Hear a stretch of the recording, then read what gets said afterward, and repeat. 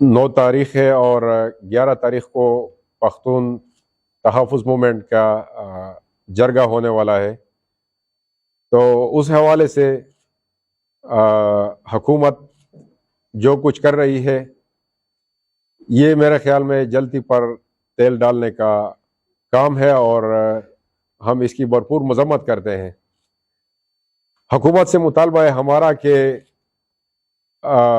پشتون تحفظ موومنٹ یا P T M کے جتنے اکابرین ہیں، جتنے لیڈرز ہیں، ان کو سنا جائے کہ ان کے جو مطالبات ہیں وہ کیا چاہتے ہیں۔ ہمارے لیڈر عمران خان کی بھی روز اول سے یہی کوشش ہے اور ان کا یہی موقف رہا ہے کہ سارے تنازعات ان کا واحد حل مذاکرات ہے، تو مذاکرات کے ذریعے ان کے مطالبات کا کوئی حل نکالا جائے، نہ کہ ان پر الٹا حکومت شیلنگ کر رہی ہے یا ان کے کیمپ اکاڑے جا رہے ہیں۔ پختون تحفظ موومنٹ اس کے شاید کسی کو اس کے کردار سے یا طریقہ کار سے اختلاف ہو،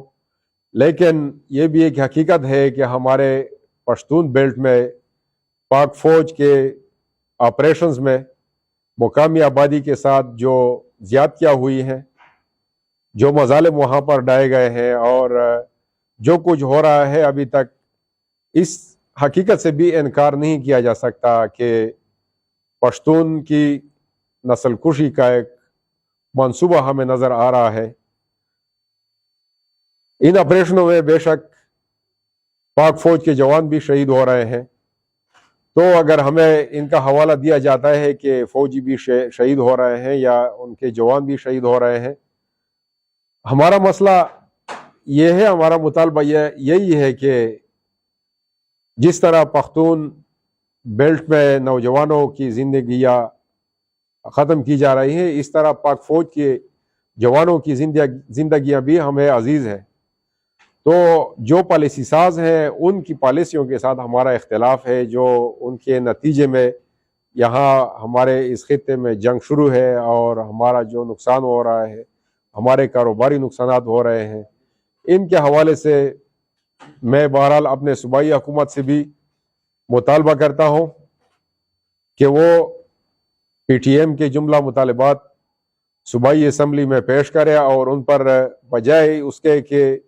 ہم اس کے ساتھ مخالفت کریں، صوبائی اسمبلی میں اس پر ڈیبیٹ ہو، مکمل ڈسکشن ہو جائے، اور جو مطالبات صحیح ہوں، جو مطالبات وہ ضروری ہوں،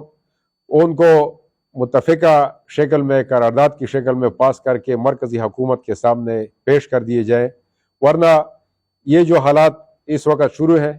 ہم نے چند ماہ قبل دیکھا کہ بلوچستان میں ڈاکٹر مہرنگ بلوچ کے خلاف جتنا بھی پروپیگنڈا کیا گیا، ان پر شیلنگ کیے گئے، ان کے نوجوان شہید کیے گئے، ان پر دہشت گردی کے الزامات لگائے گئے، لیکن ہفتہ گزرا نہیں تھا کہ پھر وہی حکومت ان کے ساتھ مذاکرات پہ مجبور ہو گئی، پھر وہ مذاکرات ان کے کامیاب ہو گئے اور وہ مطالبات حکومت نے تسلیم کر لیے۔ اس طرح خدا نخواستہ 11 تاریخ کو جرگہ شروع ہونے والا ہے، تو اگر حکومت بزور اس کو کنٹرول یا کاؤنٹر کرنے کی کوشش کرے اور ہفتے بعد پھر دوبارہ انہی لوگوں کے ساتھ پھر مذاکرات پہ بیٹھے، تو یہ اچھا نہیں ہوگا۔ بجائے اس کے ہمیں بیٹھنا چاہیے کہ ان کے ساتھ مذاکرات کرے اور ان کے مطالبات کو سنے۔ میں آئین کے دائرے میں رہتے ہوئے پشتون تحفظ موومنٹ کے بہت سے مطالبات کے ساتھ خود بھی حمایت کا اظہار کرتا ہوں، اور عوام سے بھی یہی التجا ہے کہ وہ ان مطالبات کو سپورٹ کرے اور اپنے حقوق کے حصول کے لیے پرامن جدوجہد جاری رکھے۔ انشاءاللہ پشتون بیلٹ ایک مرتبہ پھر امن کا گہوارہ بن جائے گا، اور ہمارے جو بارڈر ہے افغانستان کے ساتھ، یہ انشاءاللہ ایک دفعہ پھر مستقبل میں پرامن رہیں گے، اور ان پر وہی تجارتی سرگرمیاں دوبارہ شروع ہو جائیں گی انشاءاللہ تعالی۔